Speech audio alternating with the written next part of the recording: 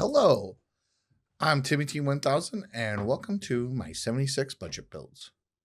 But before we get started, if you like this content, please go ahead and drop hit one of those buttons down below, the like, share, subscribe, all that kind of stuff. And if you also wouldn't mind, I have a podcast that I record with two lovely Bethesda streamers, Granny Vats and Old Man Fallout. I will link that in the description. Come check us out. We usually record about monthly. It's a nice, background listening. Lots of good, useful information. But without further ado, let's go ahead and get started. So this build is what I like to call my reverse cowgirl build. It's a reverse onslaught gunslinger and rifleman build. It's actually very dynamic. You can use quite a few different weapons. The big trick, which I will explain in a little bit, is you really want slow firing weapons, so that way you can kind of maximize the onslaught. So I'm going to go ahead and start instead of going around, I'm just going to start with the agility tree, because that's really where most of the mechanics come from.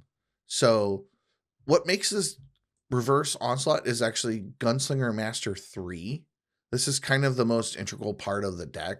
I'm not playing Magic right now. This is Fallout 76. So those of you that are used to my older content, I used to do this kind of builds for Magic decks. But anyway, so what this is you gain onslaught stack over time, and then you spend them on attack, and then you get plus 10 stacks. So what onslaught does is you have a certain number of onslaught stacks that you accrue. Under normal circumstances, those get accrued by you dealing damage to an enemy. But because of the Gunslinger Master, you gain those stacks over time. So in between attacking, which is why you tend to want slower fire weapons, slower loading weapons, is to keep your max stack up as high as possible. So this gives you 10. Then your Guerrilla Expert gives you another 3. Gunslinger Expert gives you 3. Guerrilla Expert gives you 3, and then Guerrilla Master gives you 5, for a total of 21 onslaught stacks. Each one of these cards kind of has a different ability tied into it as well. So for example, this gives you plus 5% damage to close enemies. So if you were at 21 onslaught stacks, which is what you want to try to maintain as much as possible, you'll get an additional 105% damage to your weapon. Then Guerrilla Expert gives you 1% reload speed. So you'll get an additional, if you're maxed out, you would get an additional 21% reload speed, which is really good on a lot of these, like a lot of the weapons we're using. Gunslinger gives you an additional weak spot damage. So this will give you 20 plus 21% weak spot damage. And then when you couple that with regular Gunslinger, it'll go like, let's say your weapon does 100 damage.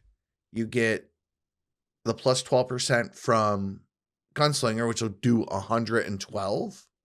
And then you apply your onslaught from the Gunslinger Expert, which would give you another 21. So you would do 100 damage base, 112 when the regular Gunslinger applies, and then you would get an additional 21% to that 112 when the onslaught applies. The other thing of note under agility is that we're using Packing Light. Packing Light is a 1-point action regen card while you're not over encumbered. This will actually give you an additional, it comes out to be 25%, which is very significant. And then the last card under agility is just kind of a card for tankiness. This is Born Survivor. You get at 20% health, it'll automatically stim you. It's just kind of a oh shit, kind of in case you get in over your head. I could definitely see an argument for increasing this to higher stars and maybe cutting like Packing Light, but I found that this this loadout is pretty good. Next, we're going to kind of go to luck. It does say I have one unspent point. That's because I wasn't 100% reliable on getting your first legendary luck card maxed out. But most of these are like the two main, like three are for two are for quality of life, and then three are kind of for some defensive. So junk shield's a really nice one. You get additional damage and energy resistance based on luck and how much junk you have. The junk caps out at 100 pieces of junk.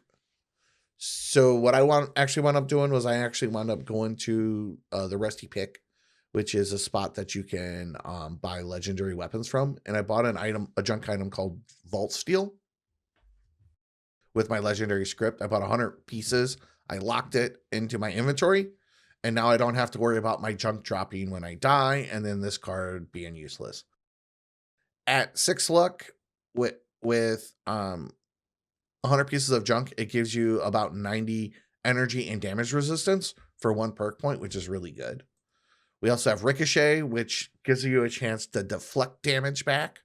So what that'll do is that'll reduce the incoming damage by 50%, and then you will reflect damage based on that damage back based on what type of armor you're wearing. So light armor does 100%, sturdy armor does 125, and then heavy armor and power armor either does like 150 or 200%. I forget exactly off the top of my head. I'd have to like go in and look it up, but it does do more as you as you wear heavier armor. But heavy armor and combat and power armor do have the same reflect damage. Serendipity, this just gives you when your health gets low, 30% or lower, you'll start gaining chances to evade incoming damage entirely. So when you stack that with Ricochet, there's a lot of instances where you'll either start taking a lot less damage and then dealing damage back, or just not taking damage at all. There is a perk under agility called evasive. I found it to be a little underwhelming. I opted for Born Survivor and Packing Light over having like Born Survivor and Evasion. But again, this just kind of gives Born Survivor a chance to start healing you when you start getting low on health.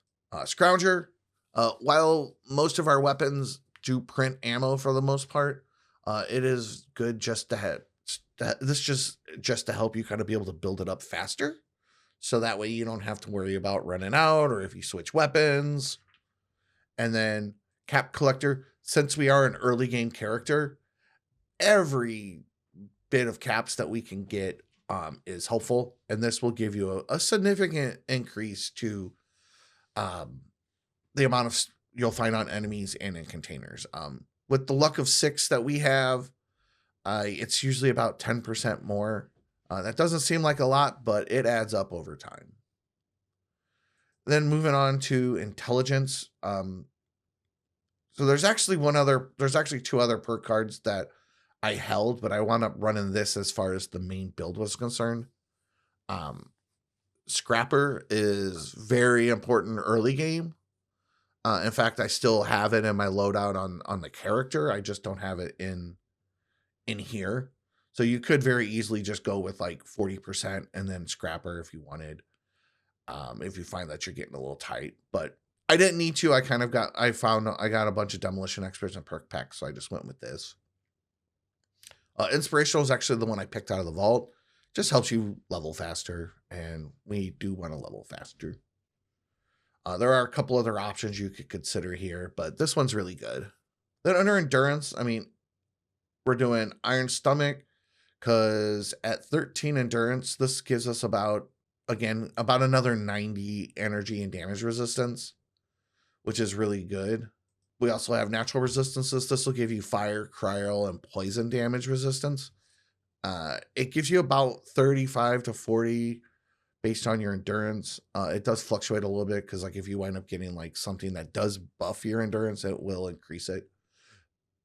But while that doesn't seem like a lot, in Fallout 76, the first 100 resistances you get do the most heavy lifting, and then everything over 100, you start getting very drastic diminishing returns.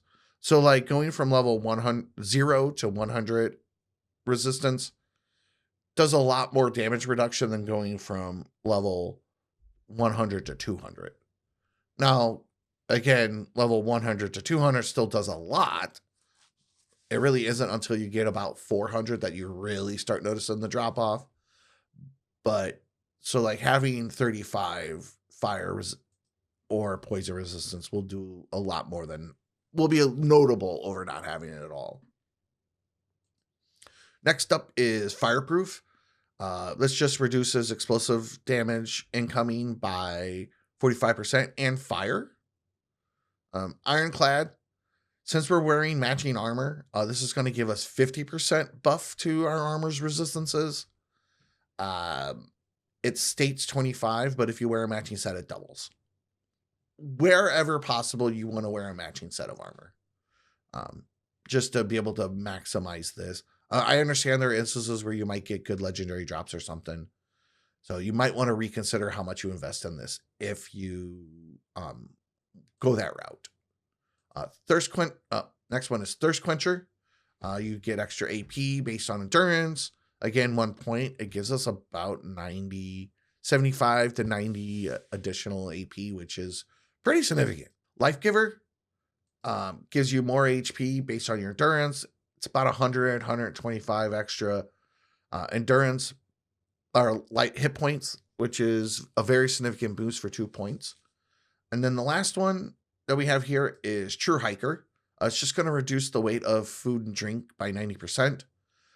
I'm putting the weight reduction on the perk cards because it's pretty hard to be able to reliably count on getting legendary drops that will reduce weight of like chem, ammo, stuff like that, especially early game and before you kind of like pick up friends.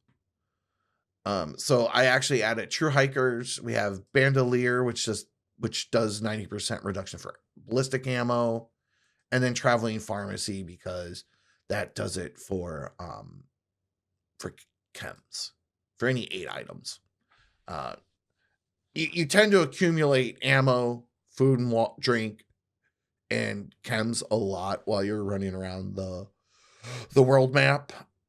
And you don't always have access to a place to store them, so it's nice to just have those built in. Some other ones you could consider if you find is like Armskeeper is another one that reduces weapons. You could do the one Pack Rat, which does junk by 90%. I found that the True Hiker and Traveling Pharmacy are really the 2 important ones, but one of the weapons that we're using has really heavy ammo, so having Bandolier helps as well.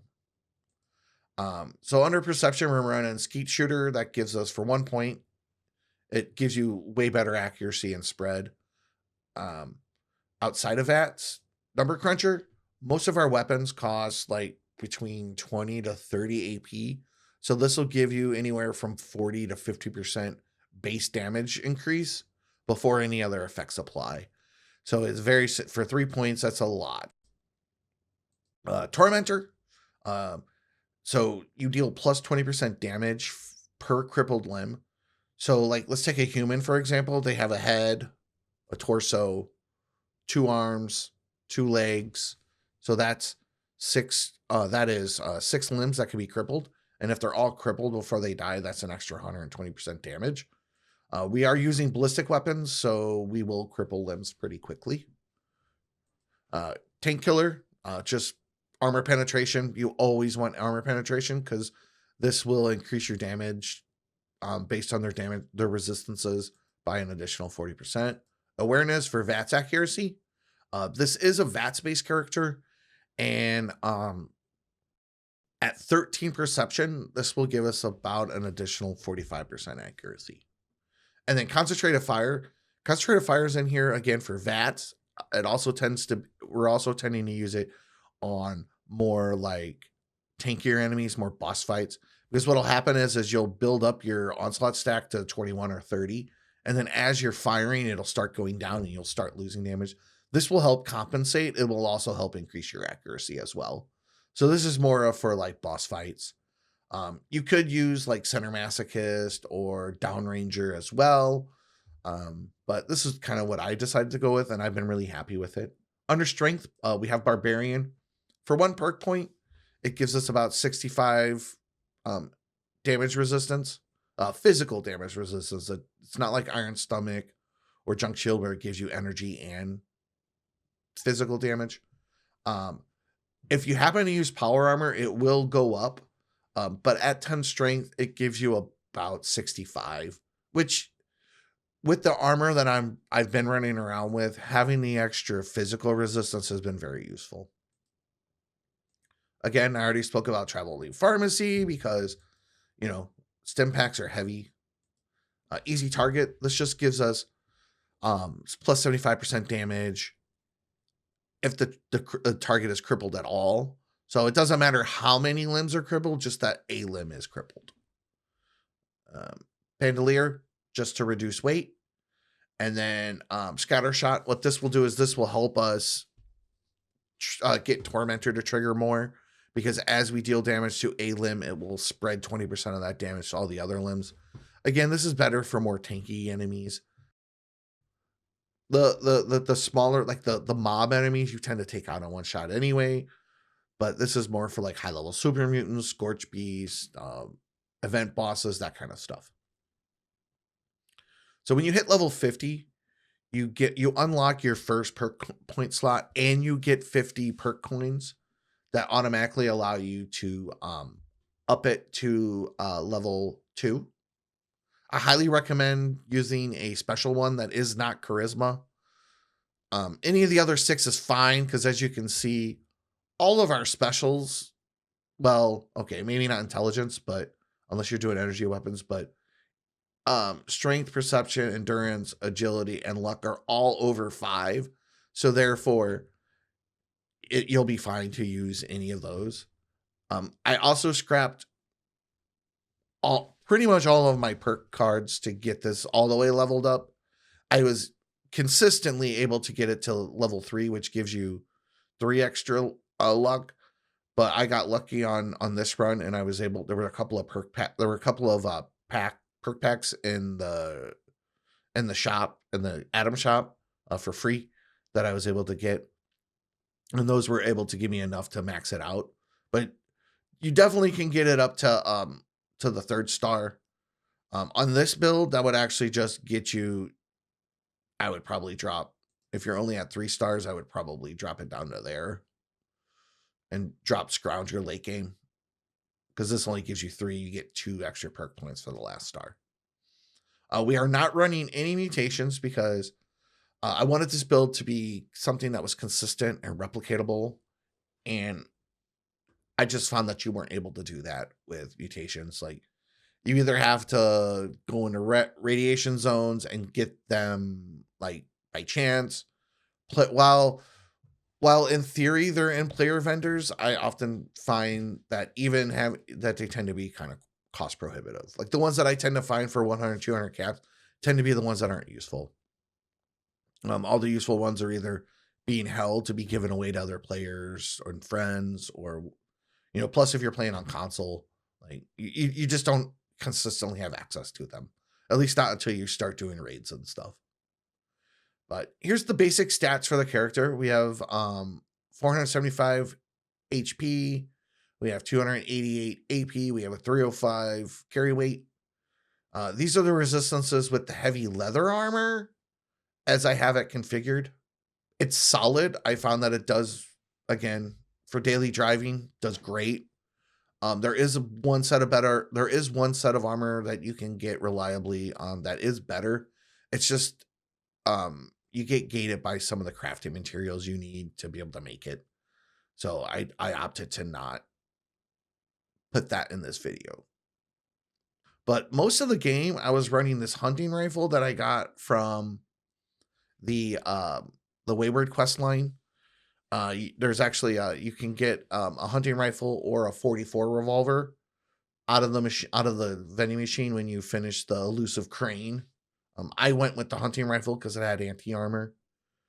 But these were the two guns that I went with for the most.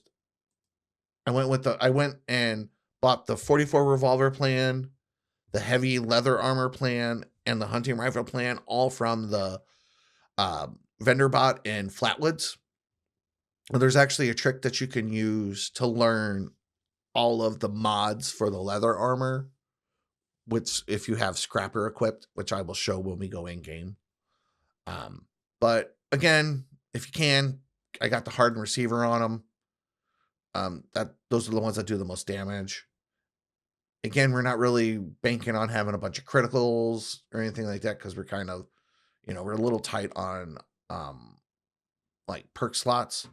And then later on, I bought the plan for the broadsider because that's the great thing about this reverse onslaught build is that you can pretty much use, as long as the weapon is slow firing, you can maintain that 21 onslaught and get all of the benefits from it. And then if you find one of these weapons with Furious, or you happen to get a box mod for Furious and attach it, it'll help with the damage. There is a static spawn that you can get there's an event called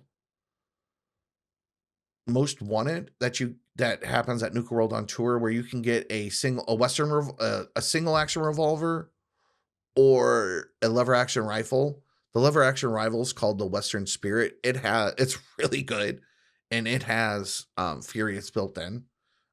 That's a good weapon to get, especially if you want something just to kind of run around with and do quests and go around the world map and do the story content. But I mostly hung out with the 44 revolver and the hunting rifle because the ammo was easy to get, and then I would learn the mods by scrapping off of enemies. And then I tended to use this when I did like bigger events with like where I needed to deal more damage. But I wasn't the only thing that I ran around with. I mostly ran around with these two, and then I kind of started to switch over to these later. So for armor, we're looking at heavy leather. I bought the deep pocketed mods, and you can learn the padded from scrapping, as well as the studded from scrapping. The total like energy and damage resistance is pretty solid. There is, you can get BOS combat armor. You can buy the heavy combat armor plans from the Watoga, or from the BOS vendors in Watoga, or from the Free States vendor in the White Springs, or the BOS vendor in the White Springs. And then you can get the BOS mod from the Grafton Springs, which the Brotherhood of Steel lining will give you the highest amount of energy and damage resistance versus like better than Polymer or Shadowed. The reason why I don't recommend the heavy combat armor, while it's better, getting enough ballistic fiber to craft a full set and scrapping all the parts and it was very cost prohibitive. Whereas with leather, you can basically leave the vault, learn all those scrappable mods, go buy the heavy leather set, and then upgrade it every 10 levels in your set. And then later on, you can go back and kind of worry about getting just the amount of ballistic fiber you need for the combat armor is like, unless you got friends. You know what? Honestly, if you got friends, you probably don't need this video. This is more for players that are just starting out and don't have a bunch of people to help get them resources. Next, I'm going to go ahead and go into game, go over a couple of things, and we will be right back. All right, so I'm back. The trick to learning all the leather mods is having Scrapper equipped. Originally, I thought you had to have armor and Scrapper, but you don't. So what you do is you go down to light leather. You do an arm, either the left or the right arm. And you want to craft level 1. So that's going to cost you 1 cloth, 1 leather, 2 steel. But then when you go over to scrap it, you get 1 cloth, 1 leather, 2 steel back. So what you do is you just batch craft a bunch of the level 1 leather arms and then scrap them to learn all the mods. And then you have to buy the deep pocketed, but you could get by with, if you don't have access to the deep pocketed, the lighter build is one that you can learn. While it's not as good, it doesn't cost caps. And you could use that one. That one you learn by scrapping. And then under the chest, you learn padded by scrapping. If you get lucky and get dense, that's even better because that reduces explosive and fire damage or explosive damage by 50%.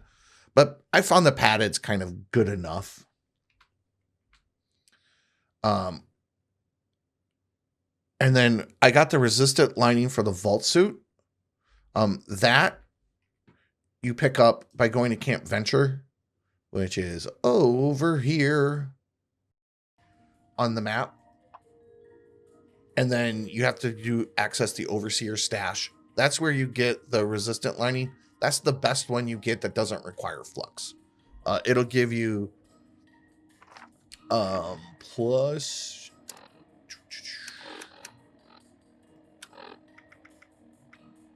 +1 endurance, +2 intelligence, and +1 luck. A little more health, a little more XP, and your cap collector, your scrounger, your proccing a little more often, ricochet proccing a little more often is always good. And then your critical meter fills just a teensy bit faster.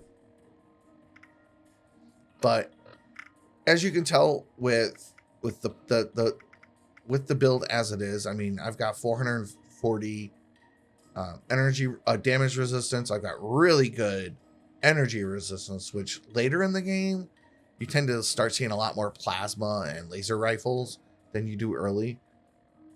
But even that, I mean, this is still a solid enough. I have 33 poison, 33 fire, and then 33 cryo. I am a little soft on radiation, but I do tend to, I do carry, I do have a, I can go snag a, like a radiation suit if I need to, or take a Radix since I'm not using mutations. And then for weapons, this anti-armor, vital hunting rifle actually is the reward I chose from the Wayward quest line. You can also get a 2-shot instead of this hunting rifle. You can get a 2-shot bashing 44 revolver. I wanted the hunting rifle because this is really what I'm using this, and then the broadsider for like my big enemies. And so I find that, I need a higher alpha damage, and the armor penetration is really useful, as opposed to using the 2-shot revolver that, I'm mostly using for mobs. Then here's the broadsider. Like the broadsider with this current setup does 1100 damage. It also does explosive damage. Like this can, I mean, you can run this thing, you can run this broadsider pretty much all day long. The main problem I found with it is just that the ammo is super heavy, and I didn't get it until later in the game. And you have to buy the, it's pretty, like, it was like 2,000 caps to get the plan for that. Plus the, it was another 400 for the multi-shot canister, which you really need the multi-shot canister. So I mostly went through with a hunting rifle, and then when I hit level 50, I finished up the Wayward quest and got that. But, that does 600 damage. This is really good for taking out bosses.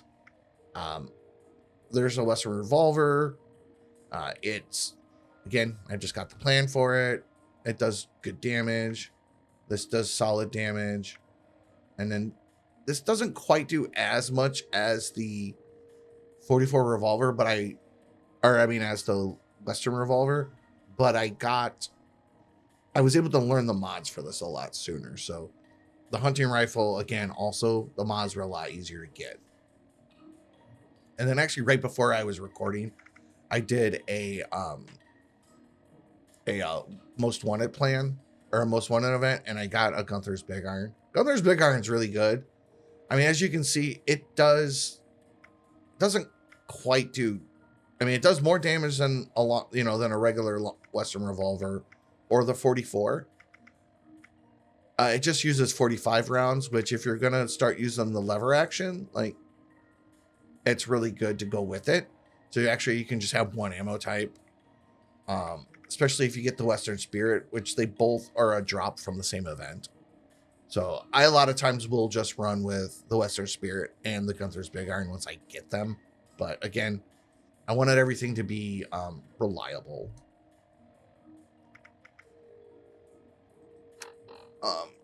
So the plans for the heavy leather armor and the hunting rifle and the 44 or the 44 revolver, the heavy leather armor and the hunting rifle. So here's Vault 76. So you tend to leave Vault 76, you go to the Wayward, and then just down the road is Flatwoods. There's a vendor bot in the church there, and you can get the heavy armor, the heavy leather armor, the hunting rifle, and the revolver all right there. And then you can just start crafting them as you level up. You can learn what you need. Go to the survival tent, and I'll show you how this build does. We're not like super sneaky, but you know.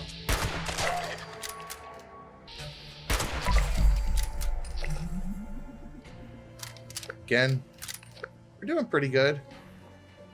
Or actually, one is Death Claw. Pop up here just a second.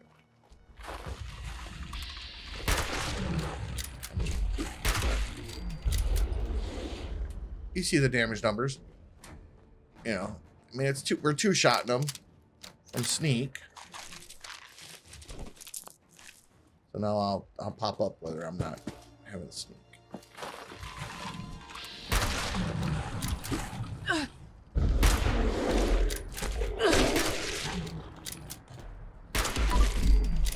So it took 3 shots instead of 2. And I did get a hit from him. Like,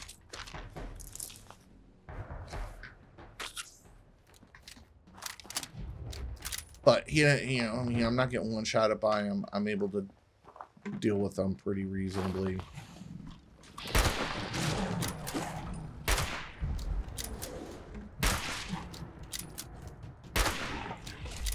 Definitely having some sneak helps.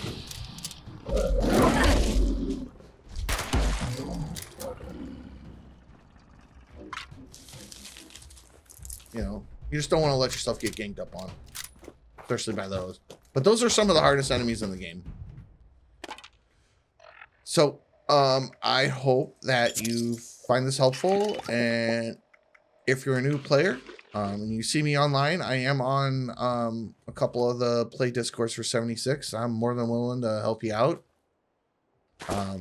Just if I am helping somebody else, please do be respectful and, you know, maybe not at that moment.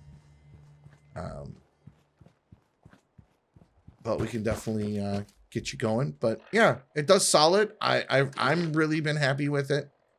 So thanks again for joining me and have a good night.